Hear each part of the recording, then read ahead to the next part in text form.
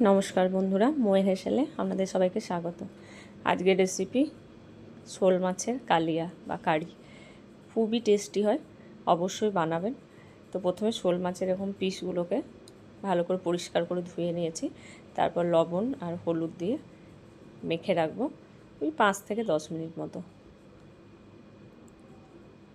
শোল মাছ খুবই সহজ পাচ্য আর কাঁটাটাও কম থাকে, তো বাচ্চা থেকে বড় সবাই খেতে পারবে। আর এরকমভাবে টেস্টি রান্না হলে তো সবাই চেটে পুটে খাবে। তো লবণ হলুদ মাখানো হয়ে গেছে। এবার এটা 10 মিনিট রেখে তারপর কড়াইয়ে তেল গরম করতে দেবো। সর্ষের তেলে রান্নাটা করব। তেল গরম হয়ে গেলে মাছগুলো দিয়ে দেব। এবার মাছগুলো এপিট ওপিট করে ভেজে নেব। খুব কড়া করে ভাজবো না মাছ, কিন্তু হালকাভাবে ভাজবো। খুব কড়া করে ভাজলে আবার রাবারের মতো হয়ে যাবে, একদম ভালো লাগবে না। কিছু কিছু মাছ আছে খুব কড়া করে ভাজা চলে না, তো সেরকমই একটা মাছ শোল মাছ। এবার মাছগুলোকে তুলে নেব, ভাজা হয়ে গেছে। এবার ওই তেলের মধ্যে আর যদি প্রয়োজন হয় তাহলে একটু তেল দিতে হবে, আর যদি না হয় তাহলে ওতেই রান্না হয়ে যাবে। আমি একটু তেল দিয়েছি। এবার জিরে, গোটা জিরে, তেজপাতা ফোড়ন দেব, আর এদিকে দেবো দারচিনি দেব। এবার এটা একটু ভাজা ভাজা হয়ে গেলে, হ্যাঁ দারচিনির সাথে এলাচও দেব। এবার এটা একটু ভাজা ভাজা হয়ে গেলে পেঁয়াজ কুচি দিয়ে দেব। পেঁয়াজটা এবার ভালো করে ভাজবো। দেখুন আমি খুব বেশি তেল ব্যবহার করিনি, খুব বেশি তেলে আমি রান্না করি না। যারা আমার চ্যানেলে রীতিমতো আমার রান্না দেখেন তারা অবশ্যই জানেন যে আমি খুবই কম তেলে রান্না করি।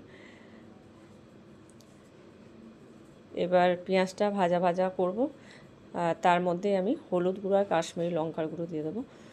এই সময় হলুদ আর কাশ্মীরি লঙ্কার গুঁড়োটা দিলে কালারটা খুব সুন্দর আসবে। এবার পেঁয়াজটাকে ভাজবো। পেঁয়াজটা ভাজা হয়ে গেলে আগে থেকে একটা পেস্ট বানিয়ে রেখেছিলাম, ওটা দিয়ে দেবো।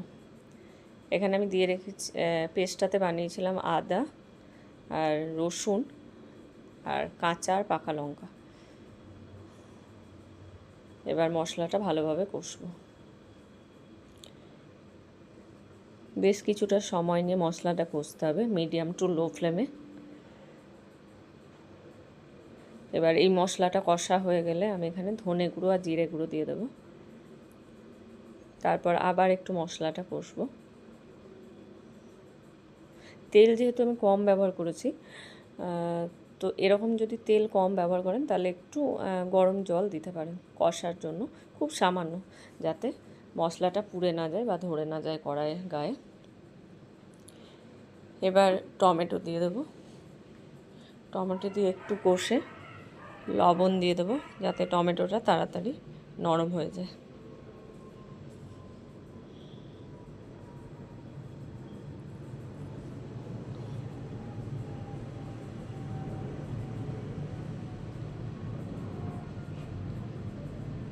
এবার লবণটা দিয়ে ভালো করে মিশিয়ে নেব পুরোটা।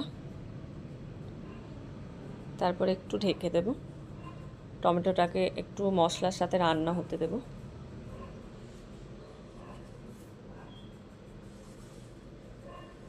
এবার ঢাকাটা খুলে দেখুন টমেটোগুলো একদম নরম হয়ে এসছে আর মশলা থেকে তেলটাও ছেড়ে এসছে। তো এরকম অবস্থায় আমি এবার মশলাটা যেহেতু মাছটা রান্নাটা যেহেতু মাখো মাখো হবে, তো তার জন্য আমি খুব বেশি জল এখানে ব্যবহার করব না। জলটা অবশ্যই গরম ব্যবহার করব। এবার পরিমাণ মতো গরম জল দিয়ে দেব।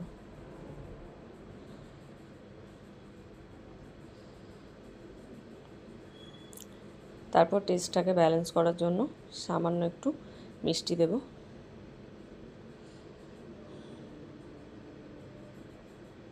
তারপর ঝোলটা ফুটে উঠলে মাছগুলো দিয়ে দেব। এবার মাছগুলো মশলার সাথে হতে দেব একটু, যাতে গ্রেভি আর মাছ একসাথে ভালোভাবে রান্না হয়। তবে মাছের মধ্যে মশলাটা ঢুকবে, তবে খেতে এটা সুস্বাদু হবে। খুব টেস্টি একটা রান্না, অবশ্যই বানাবেন, বানিয়ে খাবেন নিজে ও প্রিয়জনদেরকে খাওয়াবেন। এবার একটু ঢেকে দেবো। দেখুন রান্নাটা কিন্তু আমার একদম তৈরি হয়ে গেছে। এবার নামানোর আগে একটু ধনেপাতা দিয়ে দেবো। ব্যাস, তাহলেই শোল মাছের কারি একদম তৈরি গরম ভাতে খাওয়ার জন্য। ভিডিওটি ভালো লাগলে লাইক করবেন, শেয়ার করবেন, রেসিপিটি অবশ্যই ট্রাই করবেন এবং কমেন্ট করে জানাবেন কেমন লাগলো। শোল মাছের আর কী কী রান্না করেন আপনারা সেটা আমাকে জানাবেন, আমি আমার চ্যানেলে সেটা করার চেষ্টা করব। আর আপনাদের কাছ থেকে নতুন নতুন আইডিয়া পেলে আমারও খুব ভালো লাগবে। বিভিন্ন ধরনের রান্না করতে আমার খুব ভালো লাগে, তাই অবশ্যই কমেন্ট করবেন।